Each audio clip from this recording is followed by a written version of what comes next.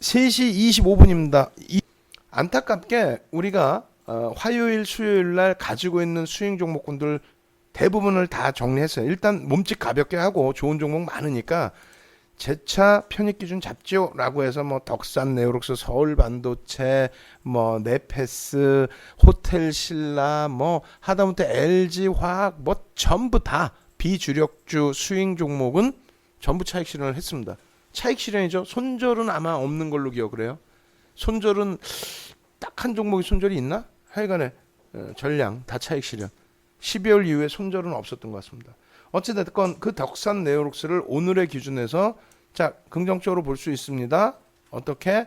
꼬리 달고 운봉으로 떨어져 내려왔었기 때문에 꼬리 달고 돌릴 때 33,500원 정도면 편입.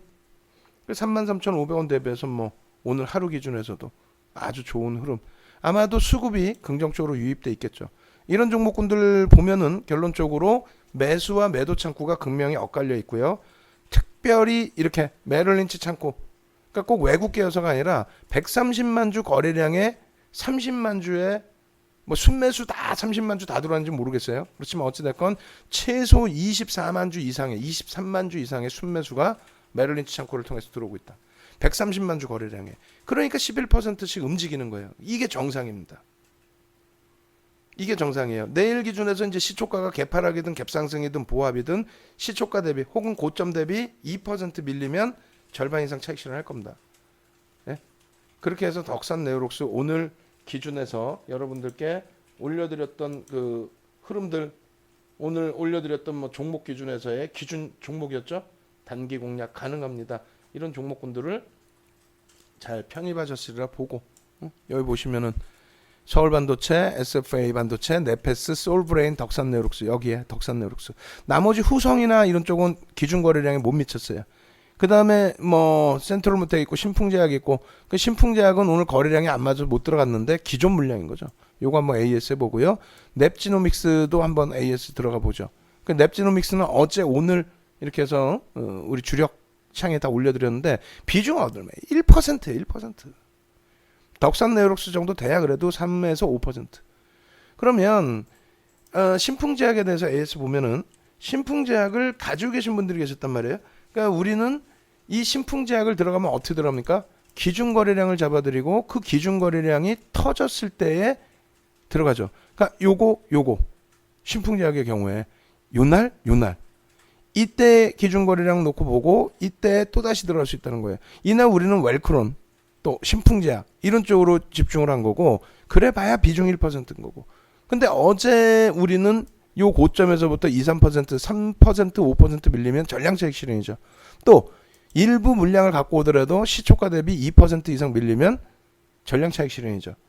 근데 그거를 약간 놓치셨단 말이에요. 근데 질문 주셨을 때가 아주 좋은 위치였어요. 예? 우리는 다 정리해서 없다라고 생각하고 있었고 질문 주셨을 때가 요 꼬리가 절반 정도, 그러니까 시초가가 여기고 윗꼬리 달려 있고 그다음에 여기까지 밀렸을 때 여기. 그래서 얼마 기준 잡아드렸죠? 8,960원을 넘기는 시점의 흐름이었단 말이에요. 그럼 8,960원을 넘기는 흐름 요 기준에서는 그러면 어제 차익 실현 못 하셨다면 조금 더 보실 수 있겠습니다. 다행히 8,960원에서부터 쭉 뻗어 올라와서 적은 범위인 것 같지만 아니에요. 9,000원대 중반까지 올라왔으니까 8,600원에서 8,960원에서 한 6% 정도 위에서 정리되셨을 거 아니에요. 그래서 오늘 고점 대비해서 역시 마찬가지로 2, 3% 밀리면 정리. 그렇게 해서 잘 빠져나온 겁니다. 단기 공략주는 1% 수준을 드리기도 하고 많이 드리면 거래대금 나올 때는 뭐 2, 3% 드리기도 합니다. 근데 중요하게 놓고 보셔야 될 부분이 뭐냐면 이런 거예요. 예를 들어서 거래량이 터지고 이 종목도 뭐 1% 들어갈 거 뭐 하려고 들어가냐? 아니죠. 이게 분봉인데 일주 월봉이나 분봉이나 흐름은 똑같습니다. 캔들의 모양새 일주 월봉상의 흐름과 똑같아요. 거래대금이 없어지고 죽어 내려가면 그러면 변동성이 나오질 않습니다. 변동성 자체가 없잖아요. 그리고 이처럼 그나마 버티고 있으면 다행인데 변동성도 없고 주가도 깨져버립니다. 거래량이 없으면, 거래대금이 없으면. 이러한 흐름이 신풍제약뿐만 아니라 우리가 들어가고 있던 웰크론 같은 경우에도 똑같은 흐름이 나온다는 거예요. 웰크론. 놓고 보시면 어때요? 변동성이. 변동성이 보시면은 여기서 굉장히 거래량 거래대금이 터져 있어서 예? 단기 공략이 뭐 좋았다, 변동성이 위로 굉장히 크게 나왔다라고 한다면 변동성이 있을 때만 가격 반발력이 있는 거고, 변동성이 없을 때는 변동성 없이 그냥 죽어버리는 거예요. 죽을 수 있다는 겁니다. 이게 일봉도 똑같고 주봉도 똑같고 월봉도 똑같아요. 여기도 거래량이 터지면서 상상을 초월하는 거래량이죠. 바닥 대비 거래량 대비해서 비이성적인 거래량 터지면서 변동성이 나오는 거지. 이 변동성이 만약에 거래량이 죽어버리면 어떻게 되겠어요? 끝나는 거예요. 이거 안 끝날 것 같죠? 모나미 같은 경우에 작년에 얼마나 이 종목이 또 뭐 애국 테마주로 해서 움직임이 나왔어요. 거래량 없으니까 어떻게 돼요? 죽죠. 미스터블루 같은 경우에 여러분들이 갖고 계신 분들도 꽤 은근히 계시는데 거래량 없으면서 그나마 유지가 되고 있어요. 근데 변동성은 어때요? 캔들의 크기는 안 나오죠. 이러다가 한순간에 깨져버린단 말이에요. HLB는 어떻습니까? HLB 우리 작년에 9월 이후에도 또 7월부터 해서 어마어마한 2만원대 또 4만원대 6만원대 어마어마한 상상을 초월하는 변동성 수익을 냈죠. 근데 지금 보세요. 거래량으로는 잘 인식이 안 되실 텐데 거래대금으로 놓고 보시면 어때요?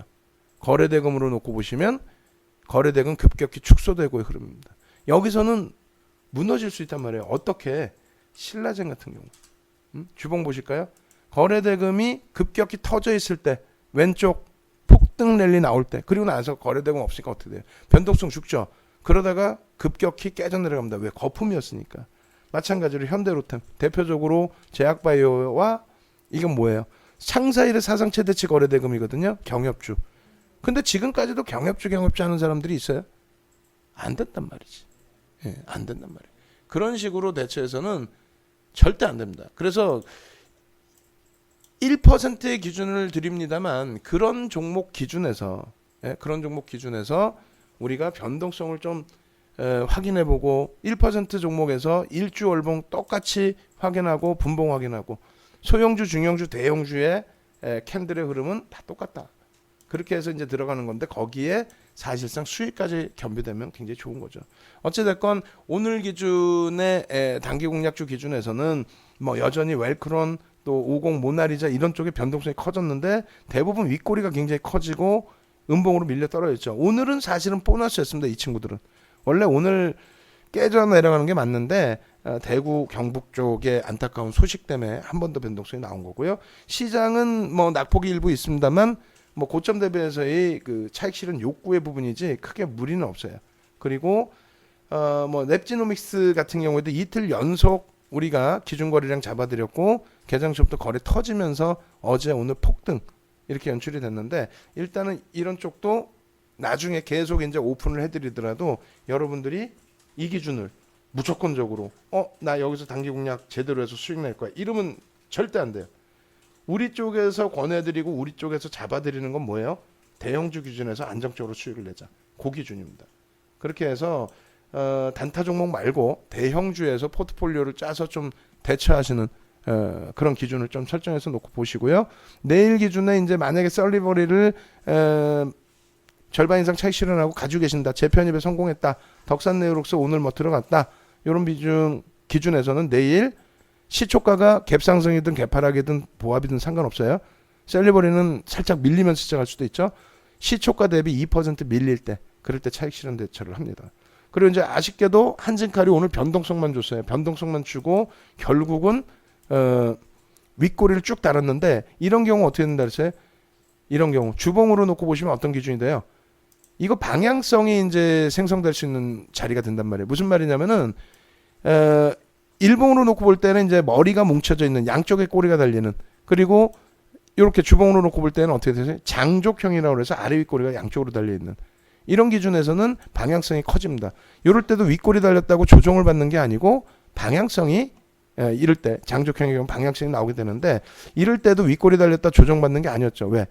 유통 물량 급감 매집이 됐기 때문에 지금도 마찬가지예요. 오늘 기준에 골드만삭스 쪽과 대신 쪽에서의 추가 매수가 51,500원대 이상에서 됐다. 그 부분은 어떻게 해석한다? 굉장히 긍정적으로. 왜? 유통 물량이 추가적으로 급감을 했다는 겁니다. 그래서 우리는 이슈에 대한 변동성 확대보다는 정점을 고점을 계속 높이고 저점을 역시 똑같이 높이는 그런 흐름 기준에서 한진카를 놓고 보면서 대처를 합니다. 비중 조절만 잘해가도록.